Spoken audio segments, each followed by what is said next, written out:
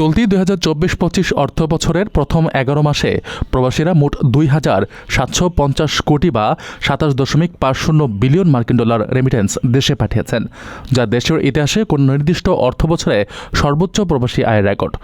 বাংলাদেশ ব্যাংকের হালনাগাদ প্রতিবেদন থেকে এ তথ্য জানা গেছে। চলতি অর্থবছরে ৩১ মে পর্যন্ত দেশে এসেছে ২,৭৫০ কোটি ৭০ লাখ মার্কিন ডলার রেমিটেন্স। গত অর্থবছরে একই সময়ে যা এসেছিল ২,১৩৭ কোটি বা ৪০ লাখ মার্কিন ডলার। বছর ব্যবধানে যা বেড়েছে ২৮.৭০%। এর আগে দেশের সর্বোচ্চ প্রবাসী আয় এসেছিল ২০২০-২১ অর্থবছরে। সেই অর্থবছর জুড়ে রেমিটেন্স এসেছিল ২৪.৭৭ বিলিয়ন ডলার। আর সবশেষ ২০২৩-২৪ অর্থবছর জুড়ে এসেছিল ২৩.৯১ বিলিয়ন ডলার। এদিকে সদ্য বিদায়ী মে মাসে দেশে এসেছে ২৯৭ কোটি মার্কিন ডলার রেমিটেন্স, যা দেশের ইতিহাসে কোনো এক মাসে দ্বিতীয় সর্বোচ্চ প্রবাসী আয়। আর গত বছরে একই সময় এসেছিল ২২৫ কোটি ৫০ লাখ ডলার।